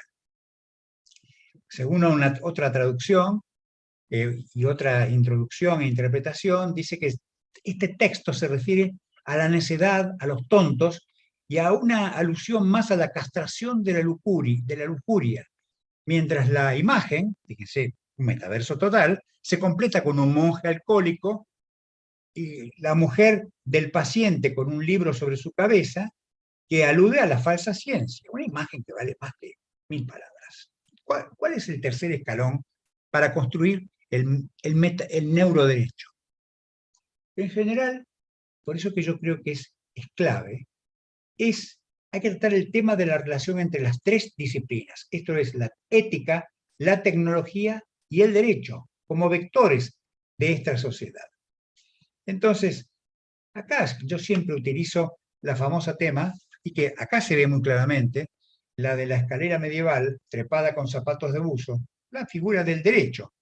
Mientras que, por un lado, ese es el derecho, escalera medieval con zapatos de buzo, mientras la tecnología nos lleva en un ascensor súper extraordinariamente veloz. Entonces acá, algunos autores, Ortega y Gasset, nos decían que no hay que sucumbir a la lentitud de los paralíticos ni la euforia de los epilépticos. Es como decía, como casi todos dijeron, un momentito, que todo esto no es inmediato. Vamos por partes. Ahora parece, sin dudas, era hora que apareciera el neuroderecho y la neuroética. Claro, hay un extraordinario avance de las neurociencias que tiene que ver una vinculación muy intensa entre la medicina, la biología y la bioética. Por eso entonces vamos a hablar también acá de una cuestión de la neurotecnología. Ahora, ¿cómo apareció todo este desarrollo? Apareció en un congreso en el año 2002, hace solamente 20 años, en donde se hace una convocación de interdisciplina, un cruce entre la filosofía moral y jurídica enmarcada en una ética universal basada en el cerebro humano. Recordemos que, volviendo a la historia, casi al final del siglo XX se produjo lo que se denomina un giro copernicano con los estudios sobre ADN, hasta el punto de hablar de la revolución tecnológica, neurotecnológica. Otros autores se refieren a la era del cerebro, y sobre ese eje se va a construir la estructura de esta nueva etapa que estuvimos dibujando entre todos. Toda esta construcción conceptual va a aparecer en el 2002, como les había dicho, en un congreso en San Francisco, organizado por la Universidad de Stanford y la de California, bajo el título de Neuroética, mapeando el camino. En otras palabras, en especial tomando en consideración las técnicas de neuroimagen, se presentaron en publicaciones científicas poniendo el acento en la visualización de la actividad cerebral. Estamos hablando del metaverso adentro del cerebro. En esta materia, entonces, se percibe un dinamismo y creatividad que caracteriza a la nueva ciencia neural que indaga la explicación de la intersección entre la privacidad cerebral de los procedimientos de imaginería cerebral que aparecen en las citadas tomografías con emisión de positrones. Positrones es una emisión de algún tipo de elementos que nos permite verificarlos, y la resonancia magnética, junto con, una palabra larguísima, la magnetoencefalografía, dentro de una técnica que, para simplificar, lo vamos a llamar el mapeo cerebral. Allí se presenta el derecho y se plantea un debate entre los juristas y los neurocientíficos. Los juristas reflexionamos a largo plazo, pero los procesos neuronales tienen un plazo muy corto. Por ejemplo, se presenta mucho la relación entre el derecho penal, porque claro, hay que anticipar a ver qué es lo que va a pasar. Además, se agrega que la explicación de la marcha de los procesos neurológicos es fundamental para entender el funcionamiento del derecho penal como sistema llamado a incidir en la conducta de los ciudadanos a través de la sanción. Entonces, claro, existe una necesidad de disponer de una clave neurológica, una especie de clic para poder establecer esa clave, y se explica en la idoneidad para comprender el funcionamiento, en este caso del derecho penal, para mejorar sus instrumentos, como se ha referido la doctora Ríos Ruiz, mejorar los instrumentos de la justicia. Pero estamos hablando dentro del cerebro. Pero ante todo, este rompecabezas que se va armando, pero el tema es que todos estos avances científicos están en un punto de fricción con los derechos humanos. ¿Cuál es la relación de la neuroética con los derechos humanos? Los autores coinciden en que en la relación apuntada entre neurociencia y derechos humanos se ponen de relieve 4 nuevos derechos que pueden cobrar una enorme relevancia en las próximas décadas o en los próximos segundos. El derecho a la libertad cognitiva, el derecho a la intimidad mental, el derecho a la integridad mental y el derecho a la continuidad psicológica. Este es el punto en que se produce la intersección y confluencia en que estuvimos refiriéndose. Nos referimos anteriormente. La cuestión es que en las llamadas etapas del proceso neuronal de toma de decisiones, habrá que decidir si la resonancia magnética funcional o de la electroencefalografía cerebral o la tomografía se halla en correlación con derechos humanos como la privacidad, la integridad corporal o la dignidad humana. Hace poco tiempo se produjo una declaración del Comité Jurídico Interamericano sobre Neurociencia, Neurotecnologías y Derechos Humanos, que precisamente tuvo en el 2021, hace pocos meses. Y se emitió una resolución, y en los considerandos de ella se observa que, teniendo presente que los avances de la neurociencia y el desarrollo de las neurotecnologías plantean importantes preocupaciones éticas y jurídicas sobre impacto final sobre principios, derechos y libertades fundamentales, como la dignidad humana, el libre desarrollo de la personalidad, la identidad, la autonomía, la privacidad, la intimidad, la libertad de pensamiento, de expresión y de integridad física y psíquica, y el disfrute del más alto nivel posible de salud física y mental, el acceso a remedios, la igualdad ante la ley, así como la protección judicial en caso de daños. Esto fue objeto de una resolución. Bien, vamos a terminar. Como se advierte, en poco tiempo se ha construido una base conceptual suficiente para generar el proceso de generación normativa, creativa y adaptado a la nueva tecnología. Gran parte de los expositores, tanto el doctor Farinella, como el doctor Álvarez Larrondo, como la doctora Inés López, la doctora Ríos Ruiz y mi querido amigo el doctor Juan Corbalán, ha establecido este mapa que estamos transitando en este siglo XXI en camino al siglo XXII. Pero ahora lo que estamos viendo es que se recupera protagonismo y se entremezcla la tecnología más avanzada con estas circunstancias. De esta forma, hoy es posible referirnos a los avances neurocientíficos que nos conducen a un mundo neurocéntrico, como lo afirma un autor que se llama Stephen Rose, y en este proceso la clave neuroética es imprescindible para valorar la eticidad de los avances neurotecnológicos que abren el progreso. Lo expuesto se justifica porque todos los desarrollos de la neurociencia nos abren la puerta para descifrar los mecanismos psicofísicos que posibilitan la propia eficacia regulativa de las conductas del derecho. Y aquí, para terminar, voy a abrir la puerta que me recuerda un relato, que no tiene nada que ver con el metaverso, pero tiene que ver precisamente con Franz Kafka. Y les presento ahora a Franz Kafka en una historia que se llama Ante la ley. Ante la ley hay un guardián. Un campesino se presenta ante este guardián y solicita que le permita entrar en la ley.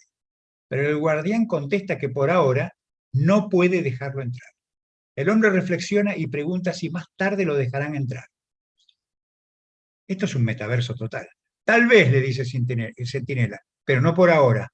El relato continúa y el campesino desalentado, entonces el centinela rompe el silencio. Todos se esfuerzan por llegar a la ley, dice el hombre. ¿Cómo es posible entonces que durante tantos años nadie más que yo pretendiera entrar? El guardián comprende que el hombre está por morir y para que sus desfallecientes sonidos perciban sus palabras, le dice junto al oído con voz atronadora: nadie podía pretenderlo porque esta entrada era solamente para ti. Y ahora voy a cerrarla. Esto es lo que sucede con toda esta tecnología. Entonces, en este caso, diferente al cuento, la entrada es para todos nosotros, que nos hallemos ante la puerta del sustrato cerebral de una ética universal e intertemporal al mejor estilo kantiano. Y ahora entonces tenemos que ir a los deberes de empezar a mirar, a fijarnos estos relatos que no son rectilíneos, buscar la esperanza en el futuro, y finalmente la clave es en este más allá del metaverso, que no lo estoy criticando, sino todo lo contrario, lo estoy potenciando, en el metaverso, mirarnos a los ojos, entendernos sin palabras, porque siempre nos queda la esperanza que abre todas las puertas. Con esto concluyo y les agradezco muchísimo a los que nos están escuchando y a los queridos amigos que nos han acompañado en esta oportunidad. Muchísimas gracias a todos. Creo que va a haber pocas preguntas porque estamos un poco cansados, porque además el metaverso no nos cansa, pero el Zoom sí. Así que, bueno, muchas gracias a los colaboradores, muchas gracias a Paloma, muchas gracias, por supuesto, a nuestro querido amigo Gonzalo, que no lo veo. Gonzalo tuvo que irse a cursar. Tuvo que irse a cursar, mando saludos. Porque son estudiantes. A Gonzalo y a todos un fuerte abrazo y pronto nos podremos abrazar en vivo y en directo. Paloma, adelante. Muchas gracias. Bueno, la verdad, increíble jornada. Aprendí mucho, y la verdad, muy enriquecedora. Tenemos preguntas, no sé si quieren que lea algunas. Algunas ¿Sí? pocas. Vamos. Bueno, acá nos pregunta Viviana Vanessa Carreño Miranda, sí.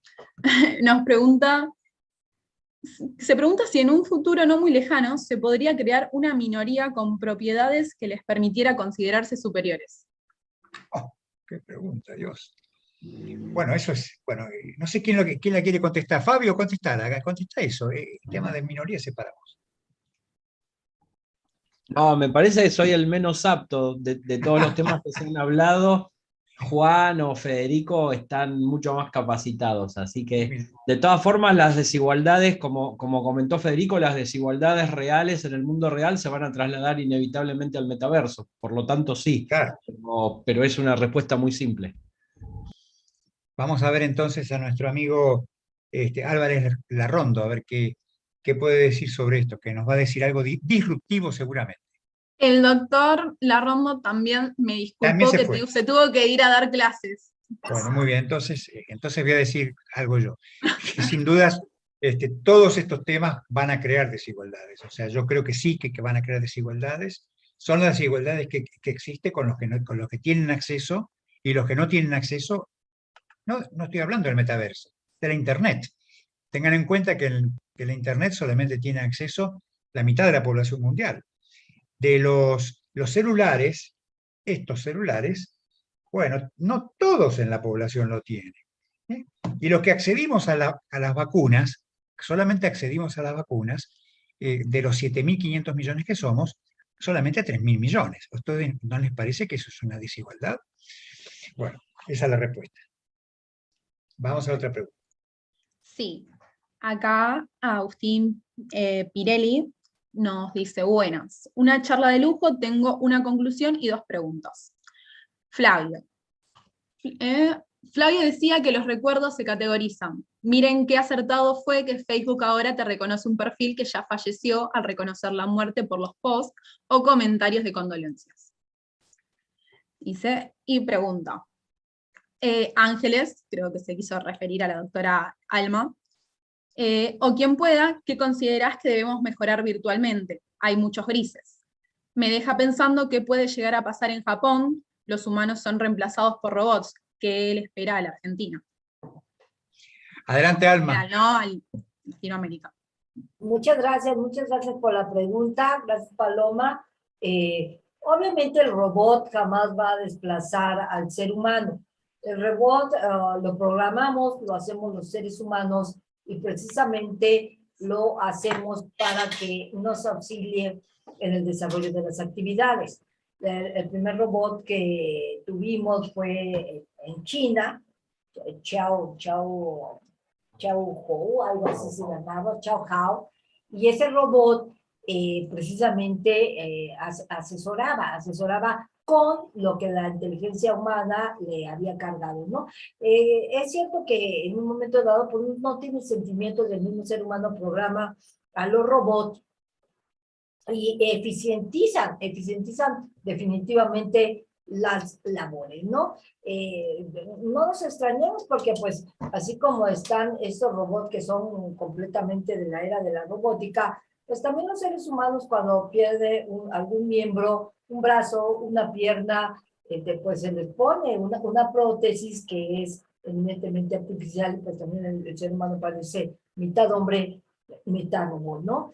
Pero lo cierto es que para eso por el momento están hechos. Sí, las máquinas dan más eficiencia, dan más certeza, dan mucho más agilidad para poder resolver las cuestiones, ¿no? Pero yo sí estoy convencida de que el robot nunca va a desplazar al hombre, definitivamente, y obviamente tiene grandes ventajas, pues sistematiza, predice, permite desburocratizar los procesos policiales, organiza y maximiza definitivamente las cuestiones, ¿no? Pero está hecho para ayudarnos, no para desplazarnos, ¿no? Entonces, ese sería mi comentario. Gracias. Gracias. Bueno, Paloma, ¿alguna otra pregunta? Y con esto cerramos ya, la tercera y última. Hago la última. Nos dice, respecto del fragmento de la doctora Inés, Cambridge Analytica toca este tema de cómo utilizan los datos indiscriminadamente vulnerando los derechos privados. ¿Cómo es trabajar en una rama tan diversa? La inteligencia artificial es un tema tan complicado que tenés que estar día a día buscando avances y regulaciones. Adelante, Inés.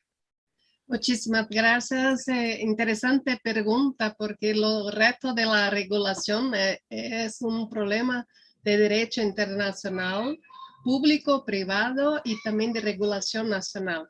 Importante que no tengamos una concurrencia para ofertar a las empresas de inteligencia artificial una ley que críe o permita discriminaciones. Hay una regulación internacional de derechos humanos que, en mi comprensión, impide una regulación que críe discriminaciones. Pero si vemos lo que ocurre con muchas redes sociales, muchos motores de búsqueda, observamos una discriminación en todos los sentidos. Por ejemplo, una vez ha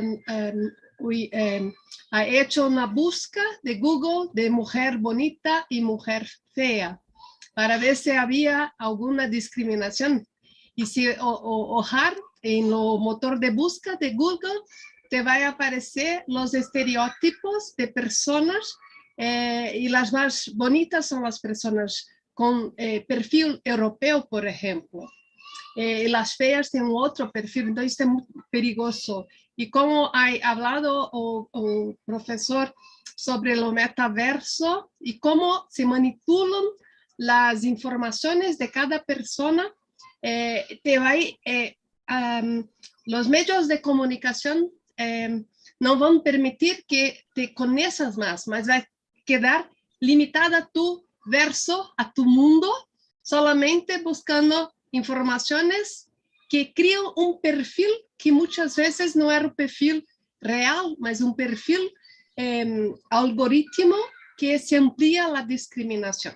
Entonces necesitamos, sí, de establecer una regulación internacional, ainda que principiológica, con límites a las empresas para no crear motores de busca o de situaciones que incentiven la discriminación entre personas. Y como ha hablado el profesor Juan, la tecnología disruptiva es muy importante para el desarrollo de varias cosas, pero también es un problema jurídico si no tuviéramos reglas claras sobre los límites. Por ejemplo, los datos personales. Yo no creo que si solicitar a Google, Facebook, Instagram, ¿dónde están enviando mis datos personales? Tenho certeza que não vão me dizer em quais países quem viu meu perfil. Então, isto não é transparente. E como garantizar a transparência para a todas as pessoas que podem ter acesso e conhecer para onde migraram nos outros dados? Então, precisamos pensar que a comoditização dos dados é problema mundial. Y necesitamos garantizar como derecho fundamental el acceso a esos datos y solamente la persona puede autorizar. Pero es paradoxal,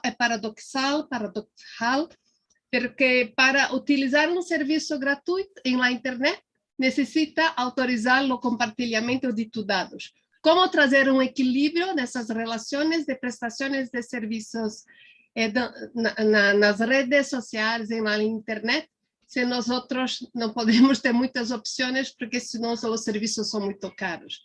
Então, necessitamos estabelecer uma responsabilidade social corporativa de todos esses entes que operam com internet, com inteligência artificial, para que tenhamos desenvolvimento sustentável e basado em uma ética de respeto a los derechos humanos. No sé si fui muy clara, pero muchas gracias. Absolutamente.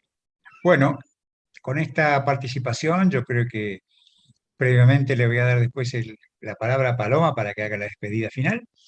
Y yo realmente este ha sido uno de los días más felices de mi vida, porque hemos hecho una jornada con un nivel extraordinario.